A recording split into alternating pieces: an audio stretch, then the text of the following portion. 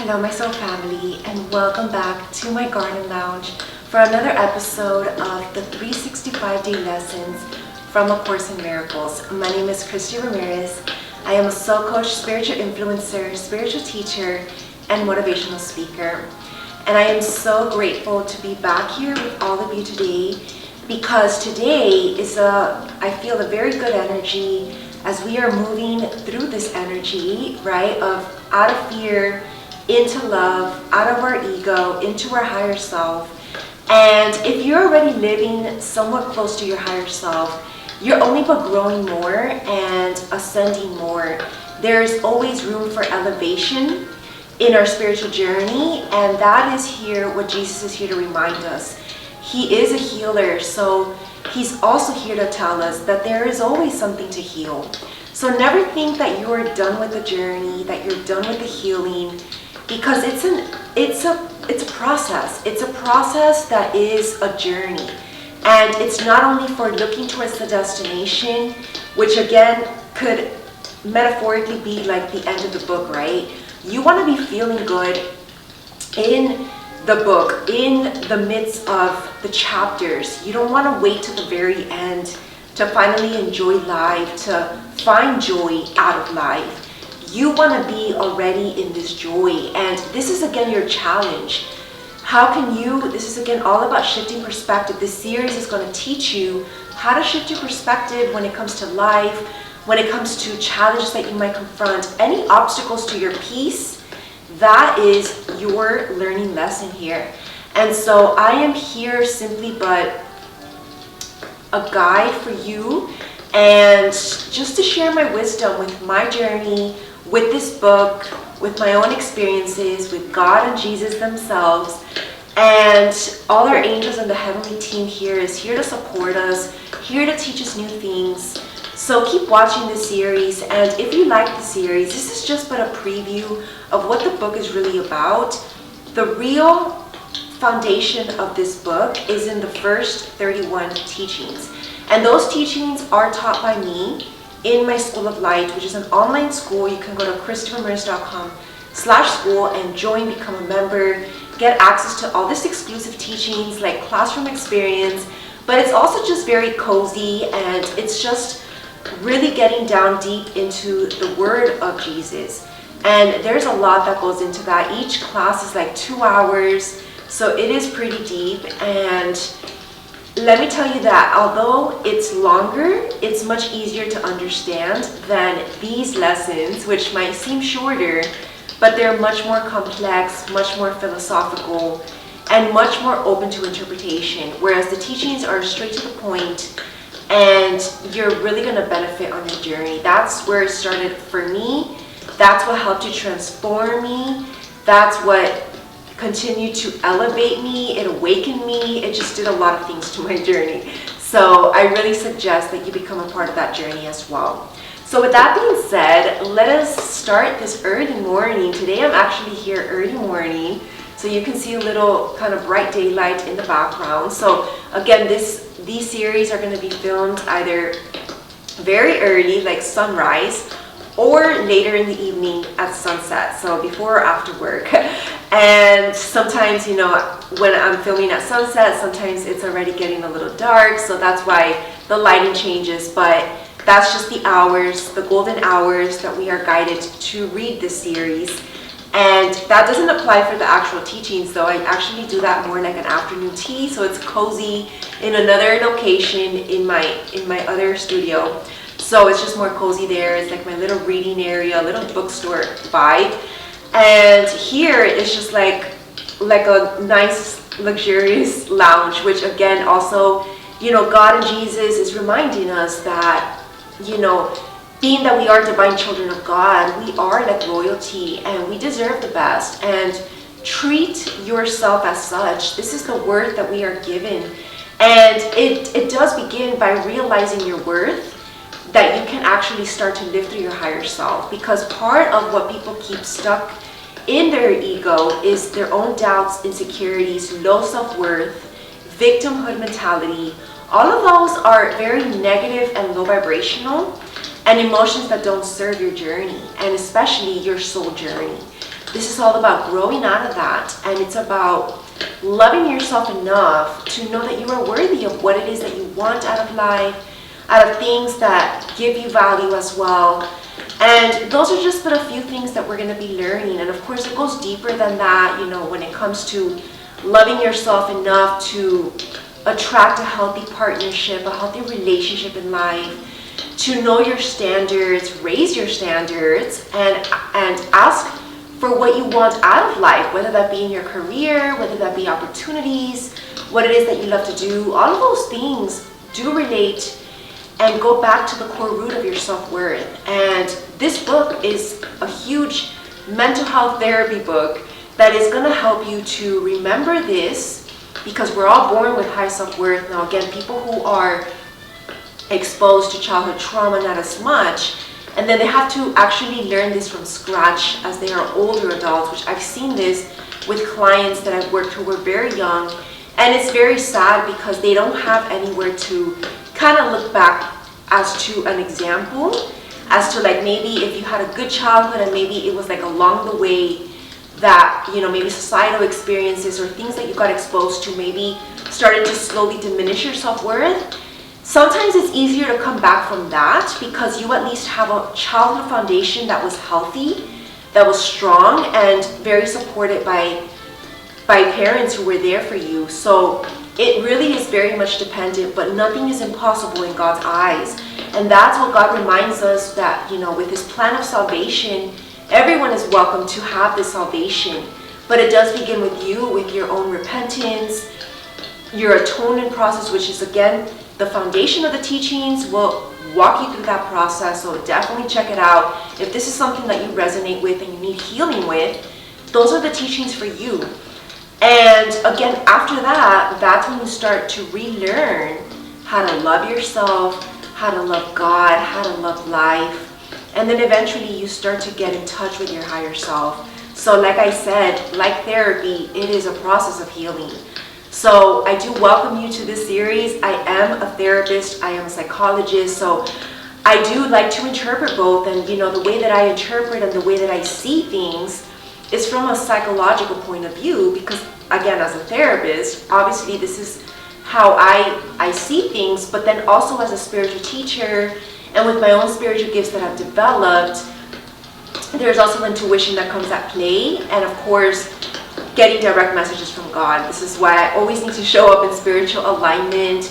Returning to your pure state is a part of also the healing process. So there's a lot that goes into this, my soul family, but I believe in you and I know that you can do this. And if you are wanting to embark on this spiritual journey, then you can also book a personal soul coaching session with me on my website, christyramirez.com/booking. All right, so there is light at the end of the tunnel. So just know this, my soul family, and have faith in the process. So let us take a little morning coffee sip to give us the energy to really absorb all this wisdom that Jesus has for us today.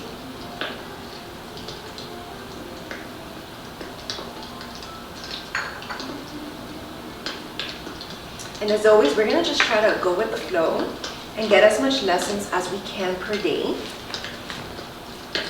So today we begin with lesson 29. Last episode, we got a lot done. We got like almost 6 lessons, just because, the theme was relevant, and so I was guided to keep going. So today might be the similar story, because I do feel that today I have time as well, so we can go for as long as we want, and just see how much we can take at the moment. Okay, so lesson 29, God is in everything I see. This is a beautiful way to begin today's episode, because that is what a loving heart looks like. When you see God in everything, when you see love in everything, right? Because God is love, and everything that God created, his creations are love, are pure, are spiritual. And so when we have God in everything that we see, that's just a heavenly way of living. That is pure peace. And so that is one of the most important lessons, I believe. So I'm going to put like a little star here. This is something that you must master on your soul journey in order for everything else to come together.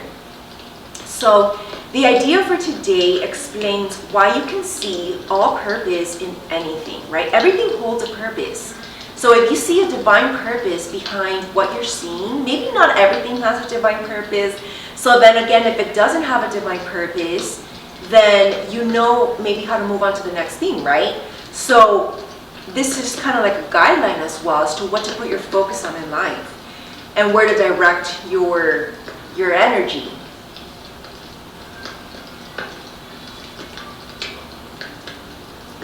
It explains why nothing is separate by itself or in itself, right? Because nothing is separate if you philosophically put this into meaning, because everything is entwined. So a chair is nothing without necessarily like a table, right? So it's just an example, given those examples that we've been given, but everything is, there's a word for it. Everything is, I guess, united in a way, right? It's like all of us human are part of this one consciousness that is God. So we're not separate. We are together. And so it explains why nothing you see means anything, because everything has a purpose. So in fact, it explains every idea we have used thus far and all subsequent ones as well. Today's idea is the whole basis for vision. You will probably find this idea very difficult to grasp at this point. You may find it silly, irreverent, senseless, funny, and even objectionable. Certainly God is not in the table, for example, as you see it, like I just said, interesting, right? Yet we emphasized everything yesterday. So we emphasized yesterday that a table shares the purpose of the universe. And what shares the purpose of the universe shares the purpose of its creator. So this makes sense because the table, guess what, was created and built by humans, which are one with God. They are of God. They are of the universe. So again, you see the link between everything, right? So try then today to begin to learn how to look on all things with love, appreciation, and open-mindedness. Those are the key words. You do not see them now if you're living in fear, or maybe if you're living through your ego, and maybe it's just like a very maybe self-centered way of looking at things, or maybe just also based on like what you've been through. It might sound, I guess insensitive, but it could be egocentrical if you judge things around you to be just based on what you've been through, right? So you kind of need to unlearn, heal, and then start to see with new eyes of love. And also open-mindedness, right? So non-objectivity. Would you know what is in them? Nothing is as it appears to you. Its holy purpose stands beyond your little range. And when vision has shown you the holiness that lights up the world, you will understand today's idea perfectly. And you will not understand how you could ever have found it difficult. Right? When vision has shown you the holiness that lights up the world. This is the spiritual vision. That is this new vision that we are after and we want to activate within ourselves. So our 6 2-minute practice periods for today should follow a now familiar pattern. Begin with repeating the idea to yourself and then apply it to randomly chosen subjects around you, naming each one specifically. Try to avoid the tendency towards self-directed selection, which may be particularly tempting in connection with today's idea because of its wholly alien nature. So something that's unknown to us. Remember that any order you impose is equally alien to reality. Something that's unknown, right? So your list of subjects should therefore be as free of self-selection as possible. For example, a suitable list might include, God is in this coat hanger. God is in this magazine. God is in this finger. God is in this lamp. God is in that body. God is in that door. God is in that wastebasket. So it can be anything. That's just the examples there. So in addition to the assigned practice periods, repeat the idea for today at least once an hour, looking slowly about you as you say the words unhurriedly to yourself. And at least once or twice, you should experience a sense of restfulness as you do this. So let us move on to lesson 30. God is in everything I see because God is in my mind, right? If we always have God in our mind, in our heart, in our soul, then naturally He's going to flow into every single behavior that we do, right? So if we are looking around things, if we are trying to interpret things, we're going to see with God because God is in our immediate mind. So the idea for today is the springboard for vision, for this new spiritual vision. From this idea will the world open up before you, and you will look upon it and see in it what you have never seen before. Nor will what you saw before be even faintly visible to you. Today we are trying to use the new kind of projection. We are not attempting to get rid of what we do not like by seeing it outside. Instead, we are trying to see in the world what is in our minds and what we want to recognize is there. Thus, we are trying to join with what we see rather than keeping it apart from us. Right? We're trying to join with what we see rather than trying to kind of separate yourself from maybe something you don't like that you see, right? So that is the fundamental difference between vision and the way that you see. So maybe, seeing through your ego, you might want to separate yourself from something that, like if you see, let's say, something that you don't like, maybe it's a poor person that you see, right? There's nothing wrong with a poor person per se. There's a lot of empathy that we can display for that person. But if you try to separate yourself from their human nature, because they're also human, then that's your ego, right? Trying to split you apart from what you're seeing. But if you unite with love and then try to help that poor person in any way that you can, then that's you seeing with eyes of God and of love and of unity, right, with all that's around you. It's a very philanthropical way of living as well. So today's idea should be applied as often as possible throughout the day. And it can also be anything that triggers you as well. Like you're being triggered by a quality of a person. Instead of trying to, kind of disconnect yourself, try to see it maybe, every time you're triggered, it's always because it's almost like you are actually resonating with something that person triggered within you. Or maybe you're needing to heal through it, or maybe it's a mirror to what's going on within.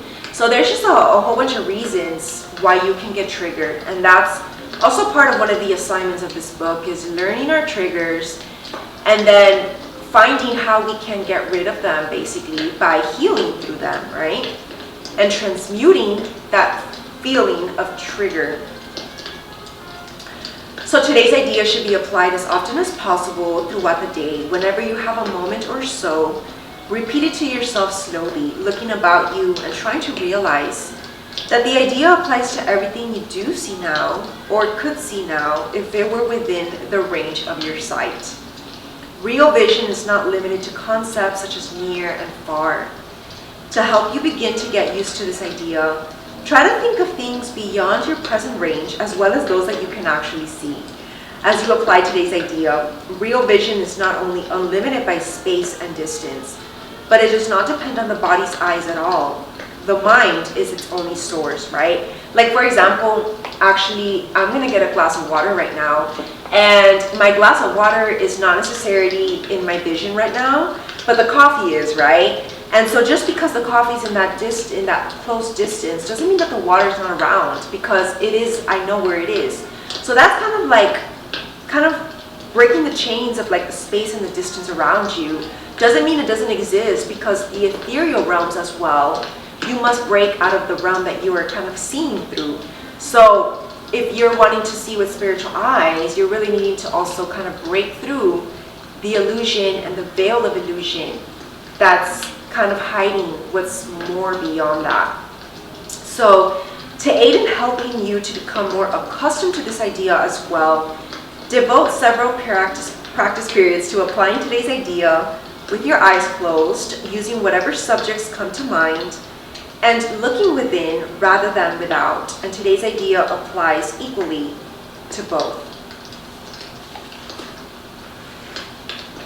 And now we have lesson 31. I am not the victim of the world I see, right? Speaking of victimhood, I think this is a perfect way to continue.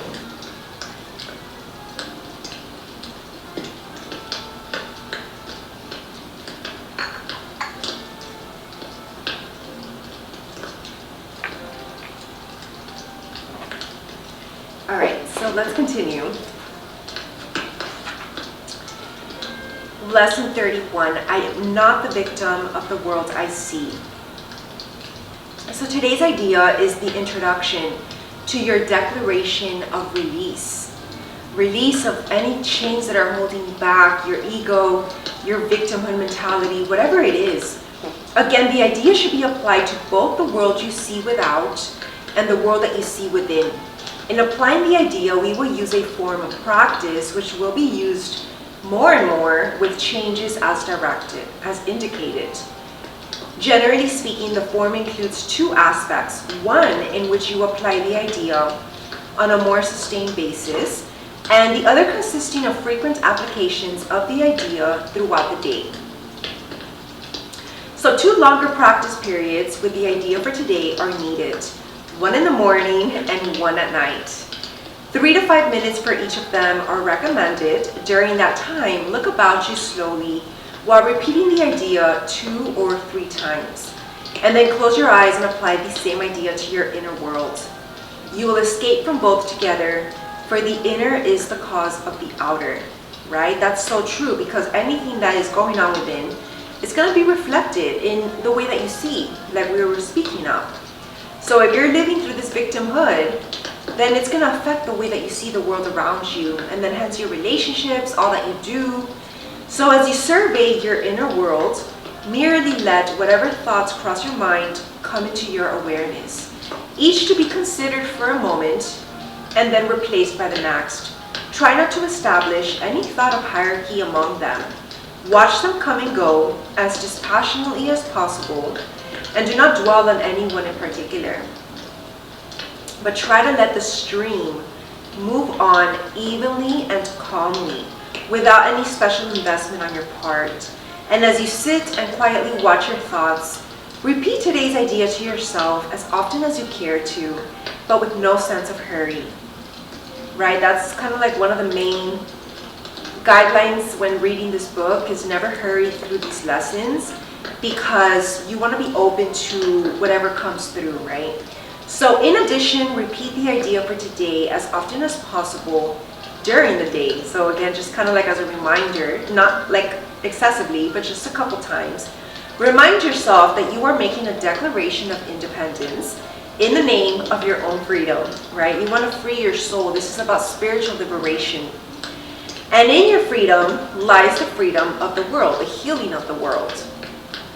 So the idea for today is a particularly useful one to use as a response to any form of temptation to let your ego rule your life, guide your decisions, right?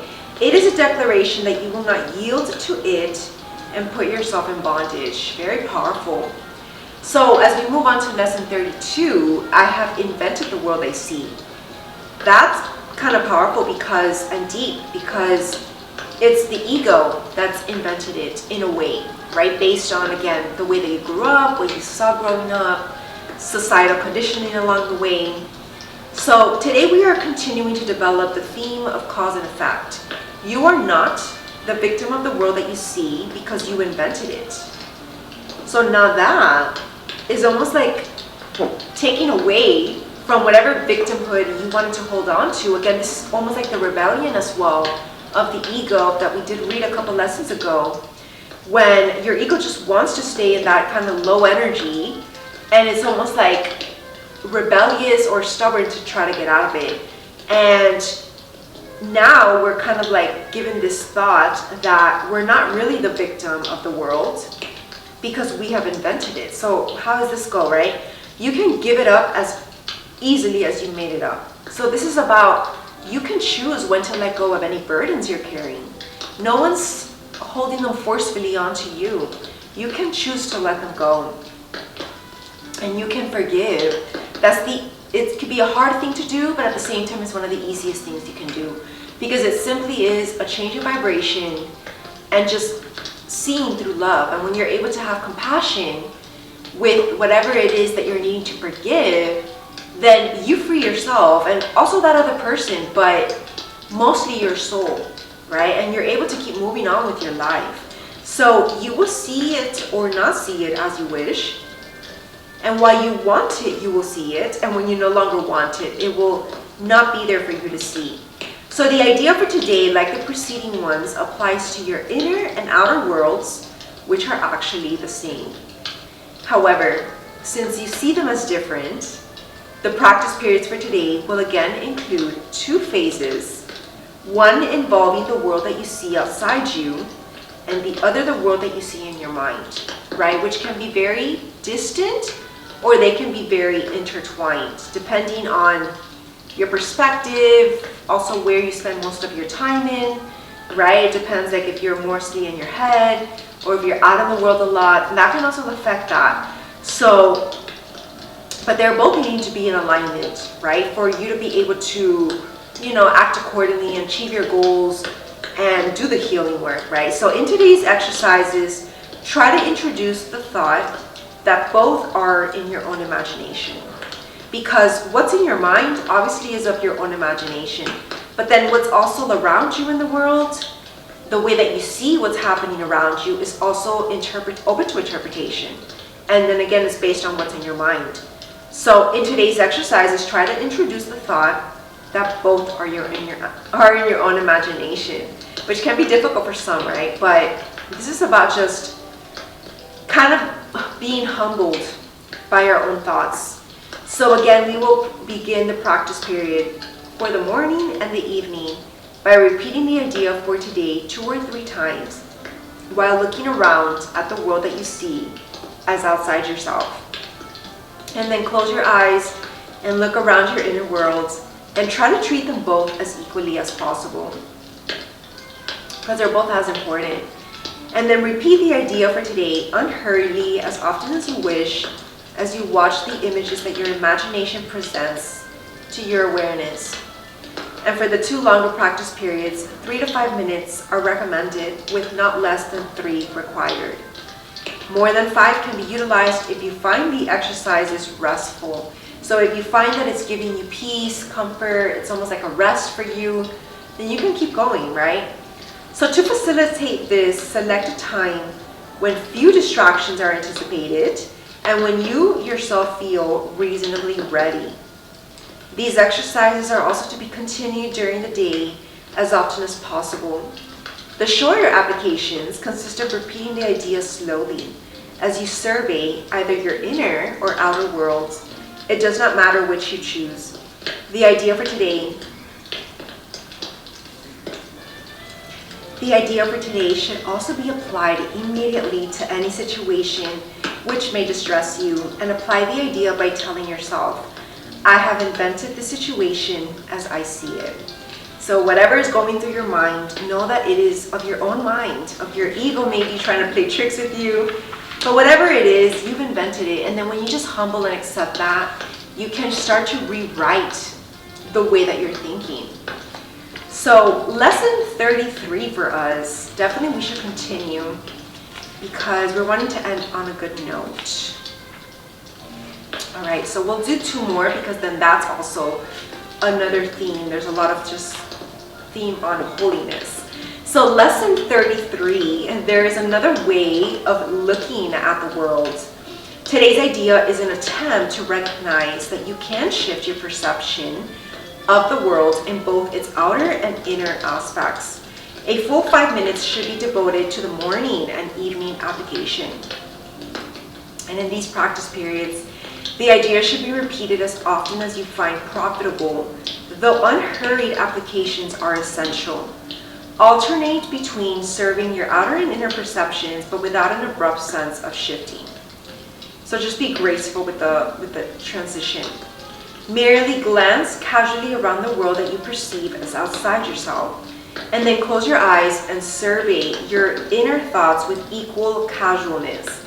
Try to remain equally uninvolved in both and to maintain this detachment as you repeat the idea throughout the day.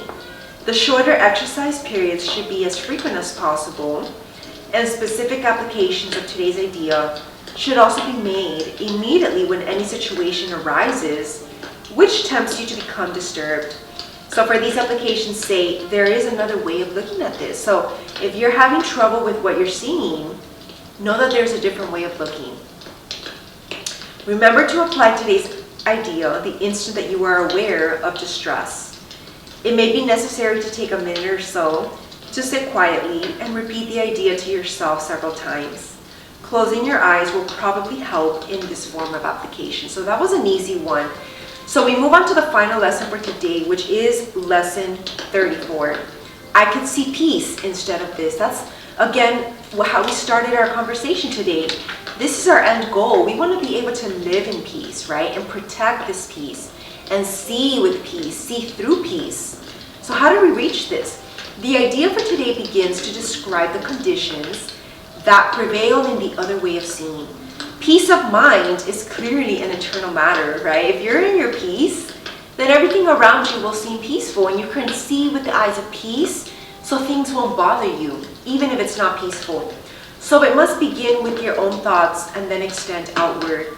It is from your peace of mind that a peaceful perception of the world arises, right? It starts within. If you have this pure aura and you're in this pure state of mind, then you can easily then be able to apply that to your perception of the world.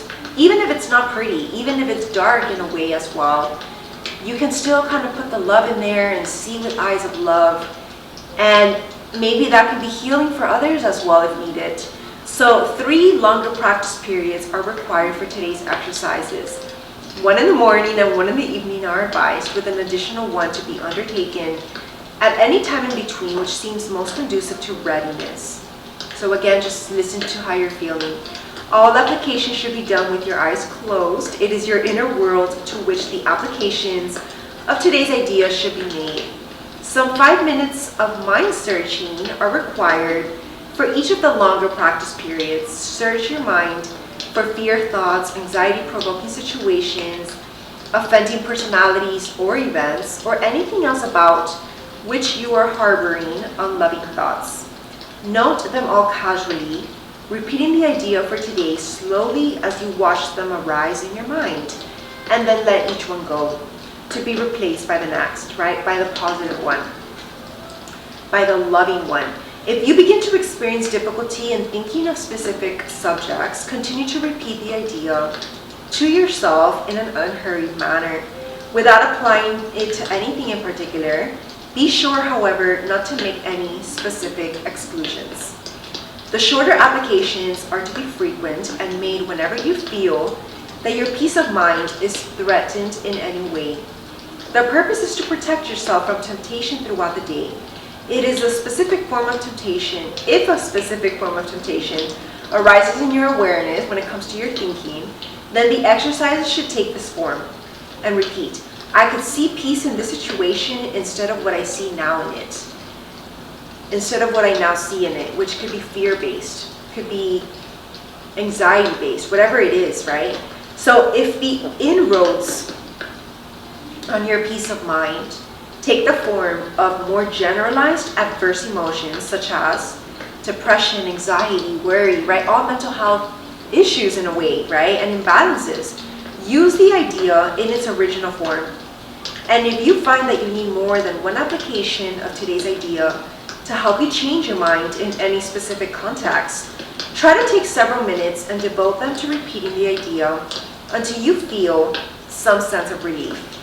It will help you if you tell yourself specifically, I can replace my feelings of depression, anxiety, or worry, or my thoughts about the situation, personality, or event with peace. So that's how we're going to end today's episode.